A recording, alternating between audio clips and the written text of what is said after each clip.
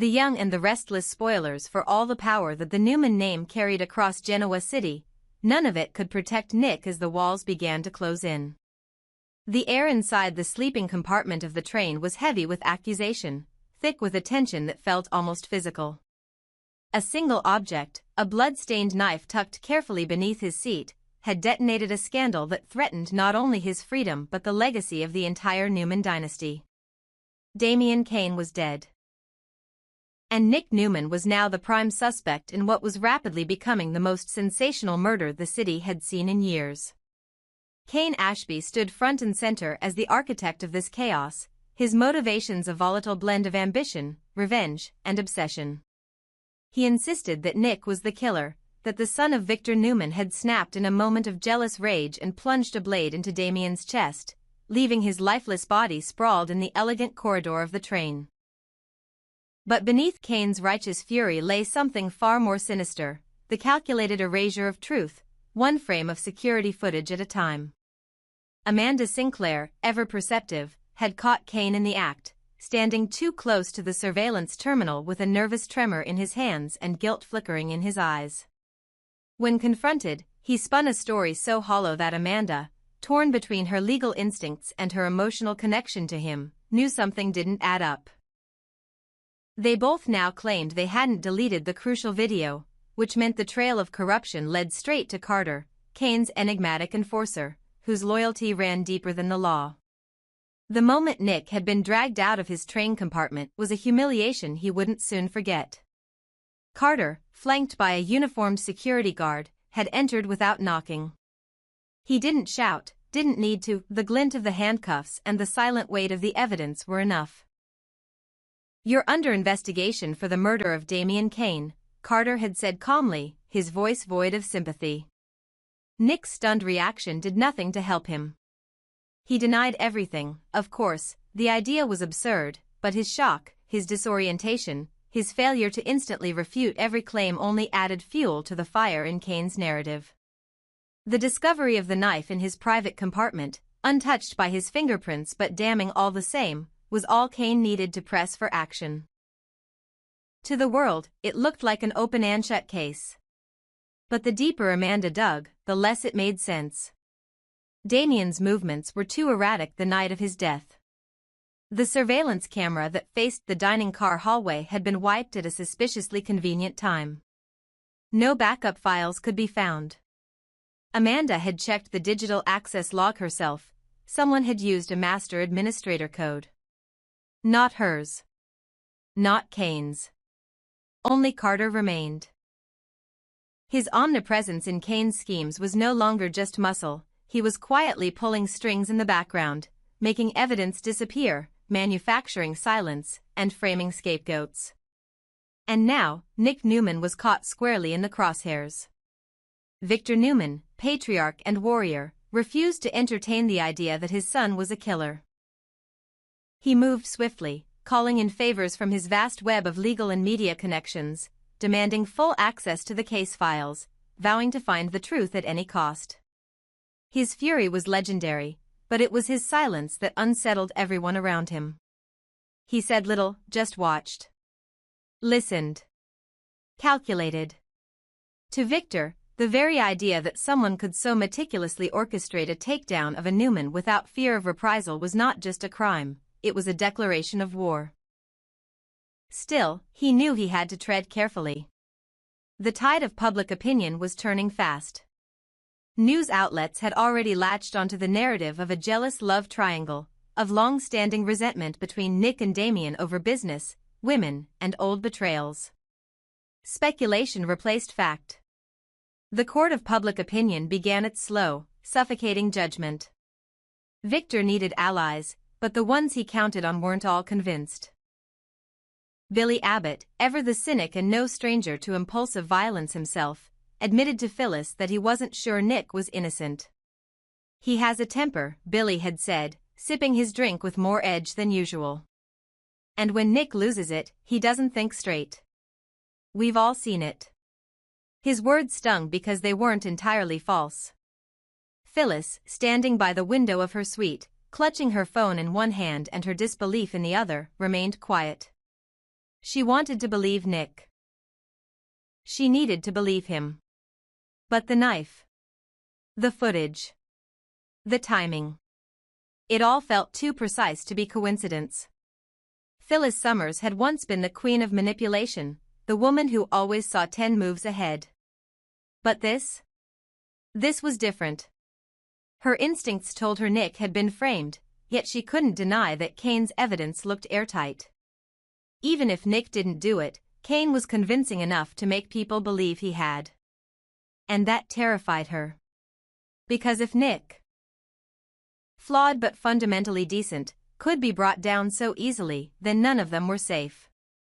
She found herself watching Amanda more closely than usual. The lawyer's connection to Cain ran deeper than she let on, and while Amanda insisted she was pursuing truth, Phyllis couldn't shake the feeling that Amanda was protecting something, or someone. The mystery of who truly deleted the footage now hung over them all like a storm cloud. The answer was out there, lurking in the shadows of loyalty, betrayal, and half-whispered secrets, and if it wasn't uncovered soon, Nick would rot in a jail cell for a murder he didn't commit. Meanwhile, Cain moved with the confidence of a man who thought he had already won. Every press briefing, every legal maneuver, every whispered conversation with Carter carried the weight of someone trying not just to convict Nick, but to annihilate his reputation forever. Cain didn't just want justice. He wanted revenge. And if Nick went down, Cain's own connection to Damien's death would be buried along with him. But what Cain didn't expect was how many cracks were starting to show in his plan. Carter was becoming unpredictable, slipping off for hours at a time, refusing to answer direct questions about the footage. Amanda's silence was growing heavier, more dangerous. And Victor? Victor was still too quiet, too still, the way a lion crouches before it strikes. It wouldn't take long before the momentum shifted. Because buried inside all of this was something no one had yet considered. What if the real killer never intended to frame Nick? What if Damien's death wasn't about personal vendettas at all, but about something far deeper, a secret Damien uncovered too late and paid for with his life? What if the person who erased the footage didn't work for Cain, but was working against him? Using the Newman name, the Newman drama, as a smokescreen for something far more terrifying? Nick's arrest was the spark. But the explosion had yet to come. And when it did, every lie, every betrayal, every erased second of footage would return, loud, undeniable, and deadly. As the days stretched on and the news cycles devoured every headline about Nick's alleged involvement in Damien Cain's murder, Sharon Newman refused to waver in her support. While others quietly hedged their bets or allowed doubt to creep in behind cautious words and skeptical glances, Sharon stood firm, not because she was blind to Nick's flaws, but because she knew the man behind the temper, behind the rage, behind the storm. She knew the Nick who had been broken and rebuilt time and again, the father, the protector, the man who could lose control but never cross that irreversible line. To Sharon, the mere idea that Nick could murder someone in cold blood was unthinkable, and her certainty made her increasingly isolated as the weight of public suspicion pressed harder. Even those closest to Nick, Phyllis, Billy, Amanda, all danced in the gray, balancing logic against loyalty. But Sharon? Sharon lived in black and white. And for her, Nick was innocent. It was that unwavering faith that drove her deeper into the mystery, digging where others feared to tread. Meanwhile, the battle behind closed doors grew more volatile. Amanda Sinclair, torn between duty and emotion, stepped into the storm herself when she entered the office suite and found Cain Ashby leaning over the security terminal.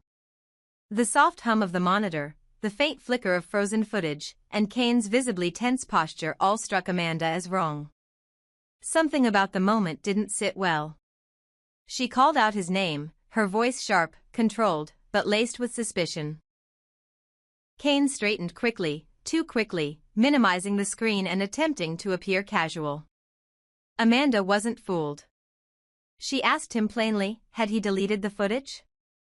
Her eyes locked onto his, reading every twitch of hesitation, every falter in his tone. He denied it, of course. Said he wouldn't dare erase what could be key to solving Damien's murder. Then, flipping the question back at her, he asked if she had deleted it. Amanda didn't dignify the accusation. Her silence was cold steel. She hadn't. And they both knew it. That left one name. Carter. Amanda's stomach turned at the realization. Carter, Cain's right-hand man, the one always lurking in the background, silent but observant, was the only other person with unrestricted access to the security system. If the footage was gone, and it was, Carter had either taken it upon himself to destroy it or had done so under Cain's orders, a possibility Amanda couldn't rule out no matter how hard she wanted to. But why? Why would Carter eliminate footage that could exonerate Nick and potentially identify the real killer? Amanda's legal instincts screamed that something larger was at play, something carefully orchestrated, and the deeper she tried to unravel it, the more tangled it became. The footage hadn't just been deleted, it had been erased at the system level, no backup, no trace. Someone had gone to great lengths to make sure the truth remained buried. And Cain? Cain wasn't slowing down. If anything, he was accelerating. He moved through Genoa City like a man possessed, feeding information to authorities, handing over timelines, creating dossiers of Nick's past altercations with Damien, minor business disputes, fiery arguments, even unrelated fights that painted Nick as volatile and dangerous. To the uninformed eye, it all looked damning. Cain's insistence that Nick had murdered Damien out of jealousy or corporate vengeance sounded more plausible with each passing hour. And with the knife discovered in Nick's train compartment, a plant, Sharon believed, the case was gathering speed toward trial. But Amanda had questions that Cain wouldn't answer. She knew too much now, and if Cain had truly deleted the footage or instructed Carter to do it, then he wasn't just pushing a narrative, he was protecting something, or someone. Perhaps even himself.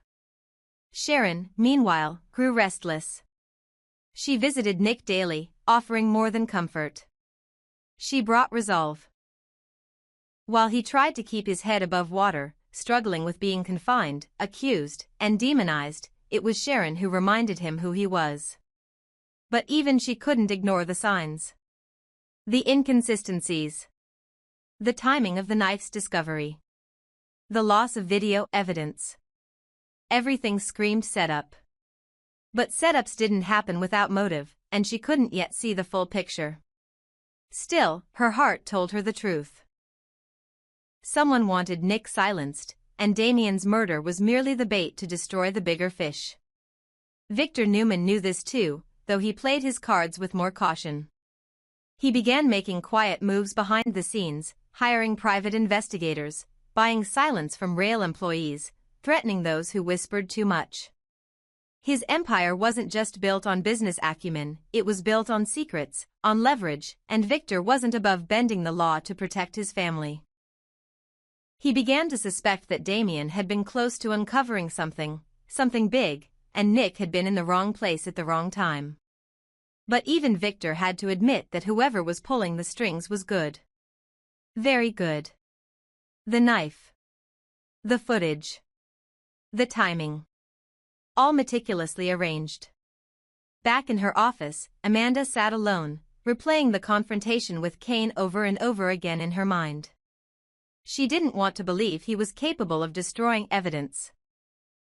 She didn't want to believe he would knowingly send an innocent man to prison. But Cain was hiding something. Maybe not guilt. But certainly knowledge. And if she couldn't get to the bottom of it, Nick's life would be collateral damage. Her own credibility was on the line too. And somewhere in the silence, one name kept echoing in her mind, Carter. A ghost in plain sight.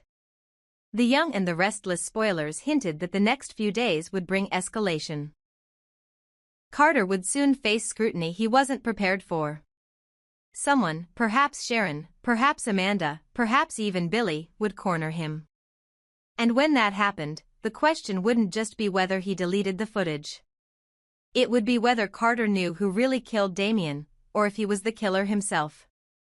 Until then, Nick remained behind bars, Cain remained relentless, Amanda remained suspicious, and Sharon remained unshaken in her belief that truth would win out.